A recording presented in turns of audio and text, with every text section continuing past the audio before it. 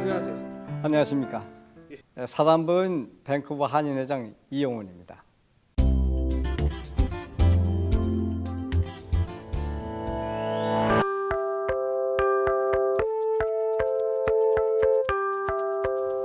저는 전라북도 김제군 금산면에서 태어났는데 팔남매 지금 다섯째로 태어나가지고 형들 누나들한테 사랑을 많이 받고 자란 편입니다. 전주에서 이제 국민학교를 다니다가 6.25 발발과 동시에 이제 시골로 내려와가지고 그곳에서 이제 국민학교를 졸업을 했고, 아주 조그마한 꼬마가 그렇게 개구장이 노릇을 많이 했어요. 그렇다 가지고 너무 밉상스러운 개구장이 노릇이 아니라 항상 동료들 학생들한테 기움을 받을 정도로 콩새로 놀림을 받으면서도 상당히 참 개구장이 노릇을 많이 했습니다. 고등학교 2학년 때 되니까 그게 부쩍 커버렸어요. 콩새에서 황새가 되는 거나 마찬가지였죠. 그 정도로 키가 크다 보니까 행동거지 자체가 좀 조심스러워지고 좀 어른스러워지려고 하는 그런 기회가 와지더라고요.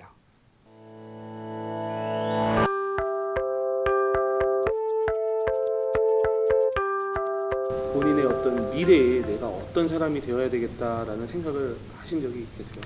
그 식생활 문제가 제일 급급한 시절이었던 걸로 알고 있습니다. 일단은 학교를 졸업하고 일단 취직하는 것이 제일 최상의 목표다는 생각을 가지고 이제 생활을 하게 된 것이죠. 그래서 군대 갔다 학교 나오고 한국에서 그때만 하더라도 식품 회사는 제일 대기업이라고 불릴 수 있는 조미료 메이커 회사인 미원 회사에 제가 들어가게 됐습니다. 그때만 하더라도 미원 회사 들어가는 것은 거의 쉽지가 않았었습니다. 그러면서 점점 커지면서부터 이제 제가 이제 판매 분야에 들어가게 됐습니다. 그 직장이 영원한 직장이라고 생각했었던 겁니다. 이 직장에서 만약에 떨어져 나가면은 굶어 죽는다라는 그런 절박한 심정을 느끼고 일을 했었기 때문에 최선을 다하는 거죠. 자기가 살아남기 위해서. 한국 판매 문화라는 것은 거의 술로 시작해가지고 술로 끝나는 그런 스타일이 된다고 봅니다. 그러다 보니까 거의 365일 술이 끊이지 않을 정도로 술 문화가 계속 이어졌던 거예요. 그러다 보니까 이제 판매는 360일이 스트레스가 쌓이죠. 항상 오케이가 없지 않습니까? 판매는 항상 할당량이 올라가죠. 할당량이 올라가고 할당량 100%를 달성해야 그때 조금 2, 3일 쉬지. 그렇지 않으면 항상 부담감이 가지고 있는 게 판매 스타일인데, 그러다 보니까 아무래도 스트레스가 많이 쌓이죠. 그러다 보니 그게 이제 자기의 이제 몸에 균형 밸런스가 깨져가지고 무리가 오게 된 것입니다.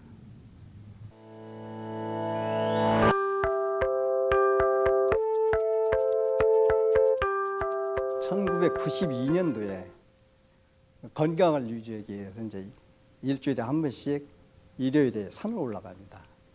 그런데 제가 이제 판매 생활을 오래 하다 보니까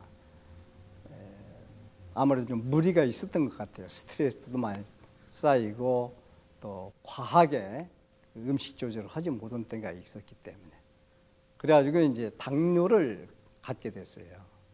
당뇨를 갖게 됐는데 그 당뇨를 조절을 잘 못하고 그러는 과정에서 이제 산에 올라가서 제가 쓰러졌습니다.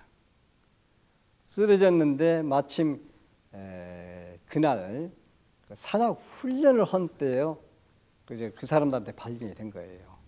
그때 이제 아침에 올라갔기 때문에 사람이 아무도 없었습니다. 근데 그 사람들이 나를 발견하지 못했으면 제가 죽었죠.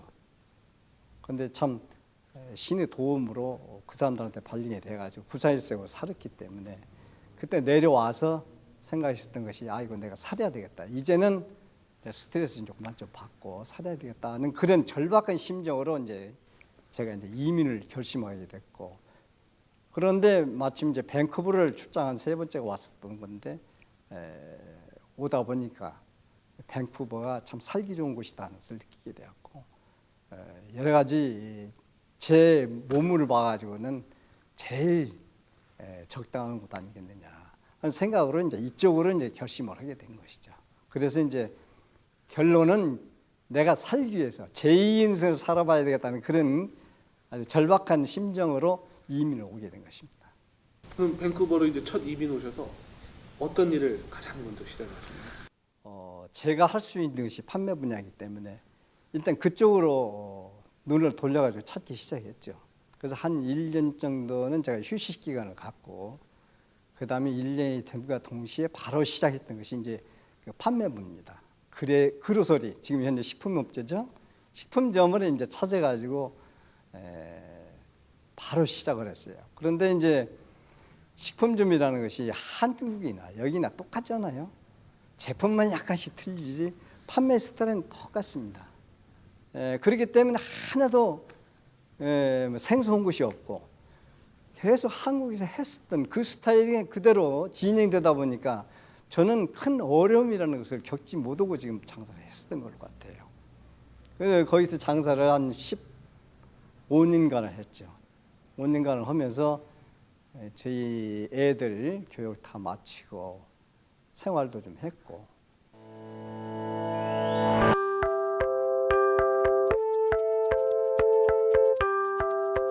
혹시 그렇게 사실 불편한 자리일 수도 있는 단체장을 여러 해 동안 해오시는 데에 대한 이유가 있나요? 일단 제 인생을 살아갈 때는 무엇인가가 봉사를 한번 해봐야 되겠다.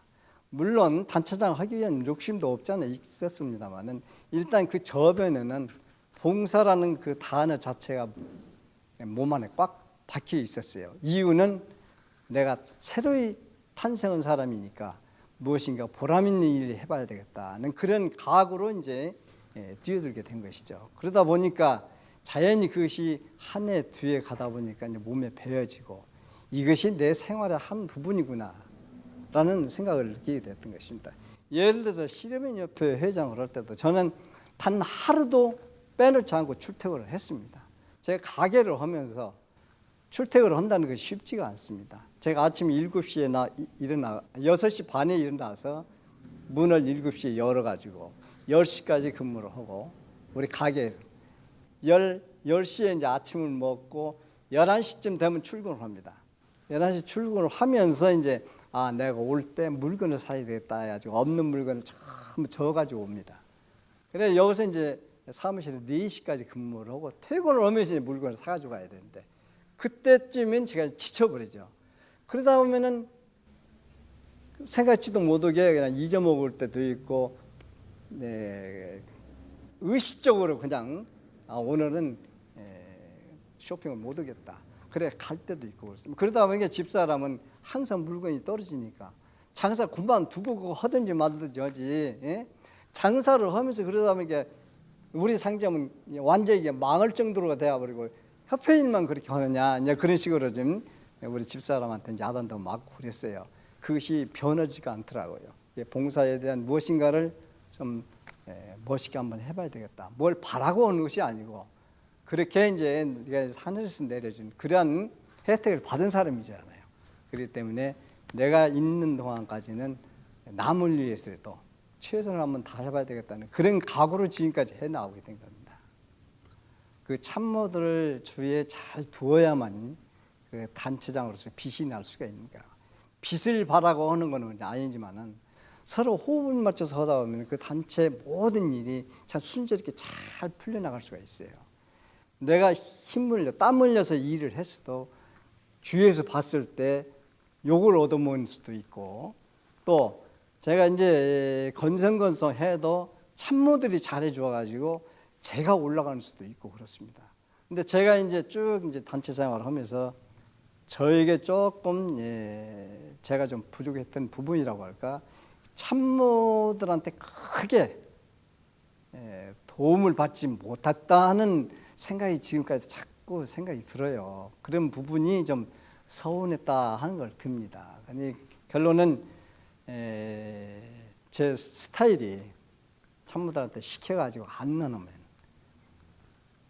다시 그 사람한테 시키는 것이 아니라 내가 스스로 해버리는 그런 스타일이기 때문에 항상 일을 한 20%만 할 것을 70%, 80%를 내가 직접 하는 그런 스타일이 되다 보니까 굉장히 고된 생활들을 많이 했죠. 결론은 그렇게 하다 보니까 자연히 마음이 평정이 돼요. 꼭 누구를 시켜서 한다기보다는 내가 스스로 하면, 내가 조금만 더 노력을 하고 힘을 쏟으면 뭐 나쁜 소리, 서로 싫은 소리 할 필요 없이 잘 해지지 않겠냐 하는 그런 생각이 자꾸 들어가지고 지금까지 하다 보니까 그것이 몸에 배어버렸다고 생각이 듭니다. 그래서 이제 방금 모두 말씀드렸듯이 뭐 참모가 잘못 두었다는 것이 아니라 일단은 다 잘 해주는데 서로 그것이 내 마음과 뜻대로 움직여주지 않는 시스템이 가끔 생기더라.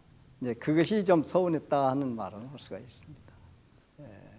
씨름협회 초창기 그러니까 창설된 이후로 전무후무하게 제가 이제 매출을 많이 올렸습니다. 수익을 많이 내가지고 2,000명한테 그때 회원이 2,000명이어서 2,000명이 약간 넘었습니다. 2,000명한테 전부 조금씩이지만 자기가 투자한 것만큼은 배당금을 전부 준 일이 있었어요. 그만큼 수익을 많이 냈습니다. 그것이 전무후무 그때 끝나고 말았습니다. 그런 걸로 봤을 때는 운도 많이 뒤따르지 않았냐 하는 생각을 듣고 그 다음에 노인회장 하면서도 노인회장 이제 3대를 했습니다만 제가 이 노인회장 역사상 처음 3대를 한 사람 중에 하나인데 하면서도 참 노인분들이 제가 일을 하고자 하는 부분에서 반대하시는 분이 없었던 걸로 알고 있어요. 모두 호응을 잘 해주시니까 그래서 그렇게 남이 봤을 때 아이고 저 어려웠던 거 어떻게 헤쳐나갔냐 하는 그런 것은 크게 이제 몸에 느껴보지는 못했다고 생각이 듭니다. 언제 가장 보람을 느끼셨어요? 내가 이 단체장을 함으로써 힘든 일을 하면서. 노인회장을 하면서 이제 제일 보람을 많이 느꼈던 것 같아요. 저는 노인들한테 친부모님들 같이 최선을 다해가지고 이렇게 일을 하다 보니까 너 나올 것 없이 전부 좋아해 주시고 또 그분들을 위해서 제가 최선을 다하고 또 1년에 4번씩 빠지지 않고 또 관광도 다니시면서 또 그 친목도 이제 다지다 보니까 그런 것들이 가장 큰 보람이 아니었겠느냐 생각이 듭니다.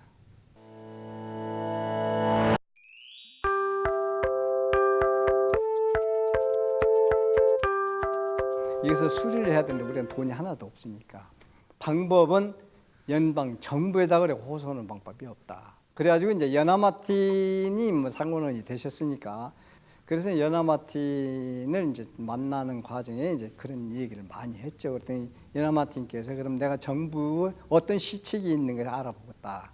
그래가지고 그 정보를 그분이 이제 알아가지고 저희들한테 준 겁니다. 저한테. 그래서 제가 이제 3회에 걸쳐서 신청을 했어요. 수리를 해야 되겠다.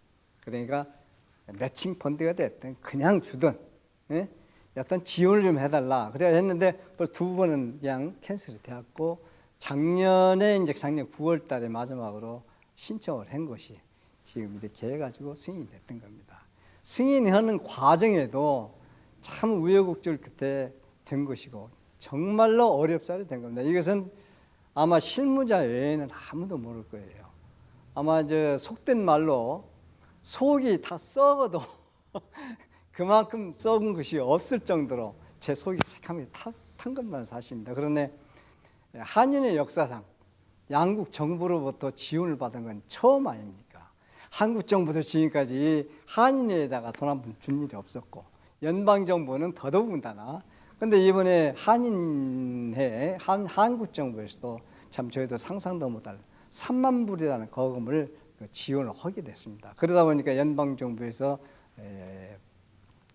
지원해 준 돈, 한국 정부에서 지원해 준 돈, 이런 것들이 이제 복합적으로 합쳐져 가지고 이제 수리를 하게 됐고, 그리고 이제 방금 질문하신 그 울산시 무용단 공연은 아까 저희들이 취지와 맞게 거기에서 발생되는 수익금 전체를 단 한 푼도 쓰지 않고 기금으로 내놓겠다는 그런 각오로 지금 진행을 하고 있습니다. 그래서 이제 저희가 좀 안타깝게 생각하는 것은 퀸 엘리자베스 극장이 자그마치 3,000석입니다. 그래서 저희가 티켓을 3,000매를 발행을 했어요.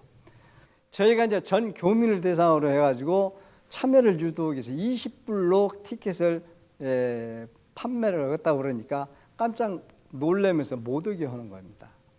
자기의 이 극장 이제 위상이 떨어진다고. 그래서 사정을 했어요. 이것은 우리가 판매를 위해서 장사를 하기 위한 공연이 아니고 전 교민이 화합할 장소로 만들기 위해서 하는데 20불이라는 것은 어디에 뭐 20불 받아가지고 뭐 한다기보다 우리가 지금 추진하고 있는 조그마한 사업이 있는데 그 사업에 보탬이 될 수 있게끔 하기 위해서 이런 것인가 이해를 좀 해달라고 간신히 승낙을 받아가지고 20불짜리 티켓을 만들었던 겁니다. 솔직히 울산시 무용단들이 와서 공연하는 그 공연 내용을 보면은 여기에서 150불짜리 이상의 아주 유명한 공연이거든요.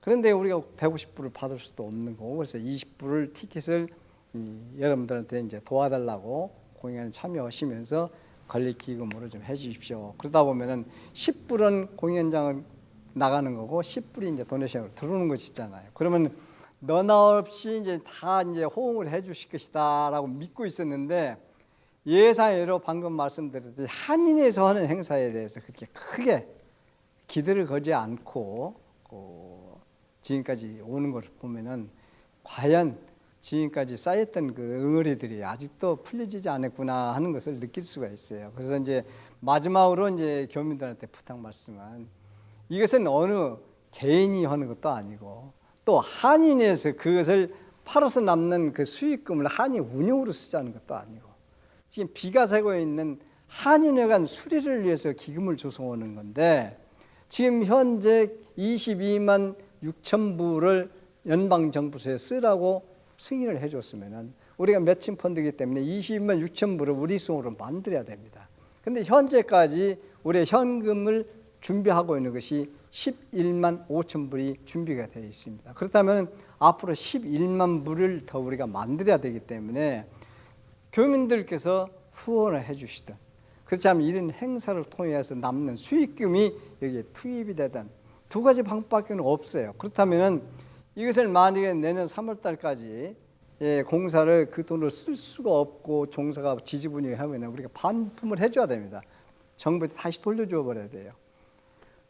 손을 잡고 일을 쓰라고 이렇게 주고 있는 상황에서 우리 스스로 손을 놓고 나 일을 쓰기 싫소라고 할 수는 없지 않습니까?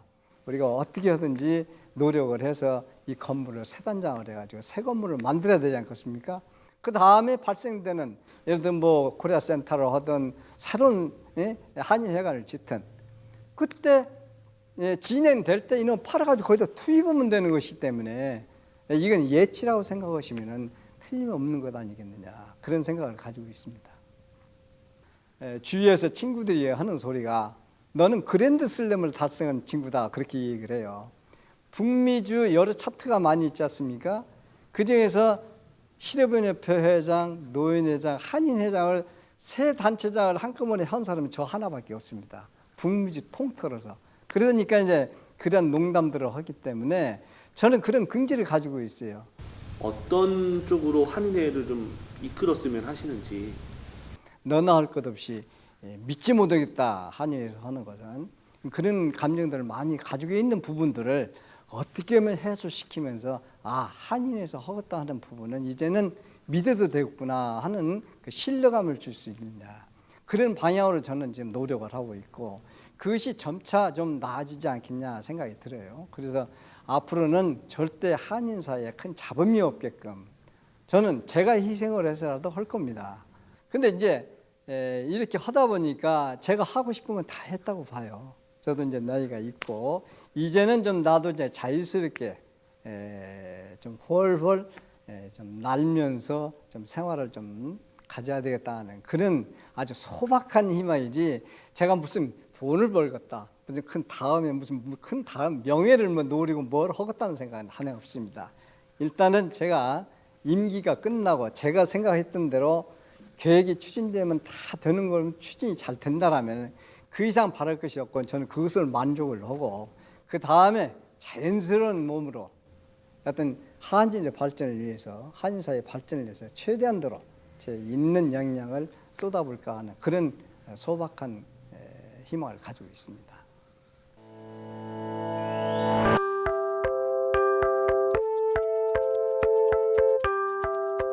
지금까지 살아오면서 이제 저희 집사람이 제일 조력자라고 봐야 되겠죠.